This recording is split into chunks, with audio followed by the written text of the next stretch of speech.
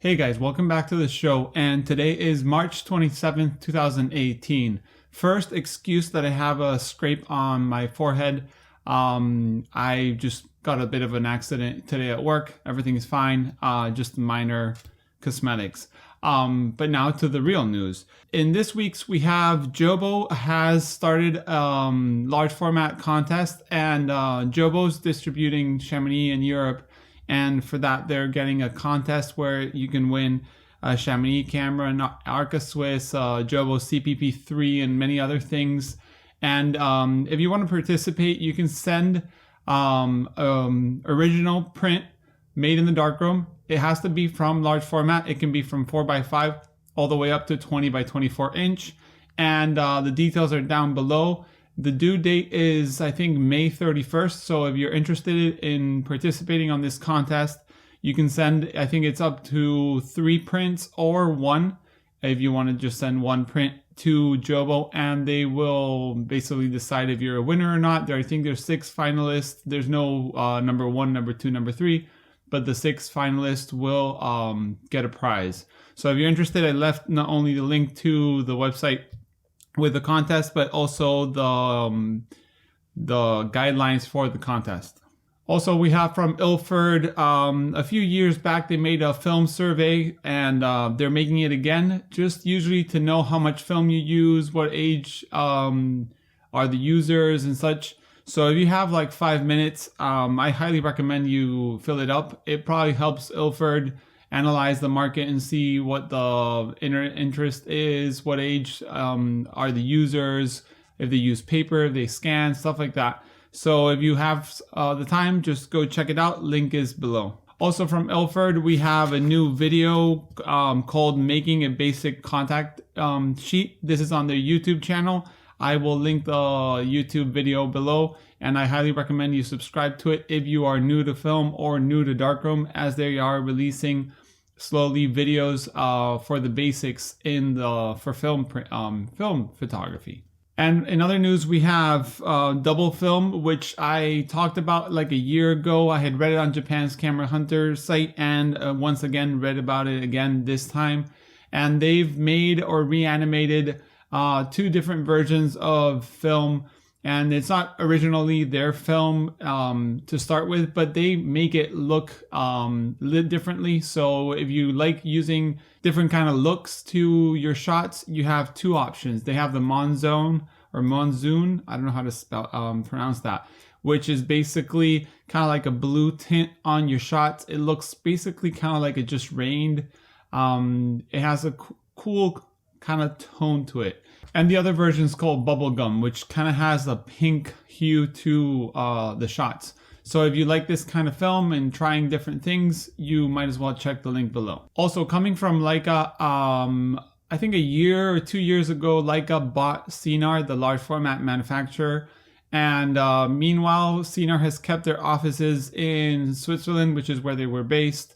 And now finally, Leica is incorporating Sinar to their structure in Germany. So I don't know what that's going to mean, if they're going to leave an office in Switzerland, if they're going to move everything to Leica in Germany. But I thought it was interesting to let you guys know. Cinestill still makes the P3, which is a large format camera, mainly thought about for digital backs, but they still have spares and repair cameras like the P2 and similar. So if you have one, just make sure you ask them if you need anything. Also, we have a review from Fstoppers reviewing the Kodak Scanner Scanza, also a scanner that was kind of already in the market, but Kodak kind of rebranded it. They basically say what we all knew, that it's kind of like a fun little scanner for, you know, that kind of person that shoots film, or maybe has some film from their grandparents or parents and doesn't want to spend a lot of money. You get like small JPEGs that you can just share on social media and such, but it will never substitute a proper scanner. So if you want to read it and see the results in the review, the link is below. Talking about scanning, we also have news from the FilmLab app, and version 0.3 beta has been released to the iOS users, and he's made the algorithm much better in color rendition, and there's a bunch of examples on the update So if you want to check it out, just go below and check it out. If you're an Android user like I am, you're going to have to wait a little bit to get 0.3 beta version. Also, we have from Cinestill an update. Well, not really an update, but a guide. And Cinestill film is one of those films that's kind of strange to know when you can use it, maybe when it is best to use. I include myself in one of those people that sometimes I actually have a camera loaded with 800T and I never know when to take it out because I'm never in tungsten light.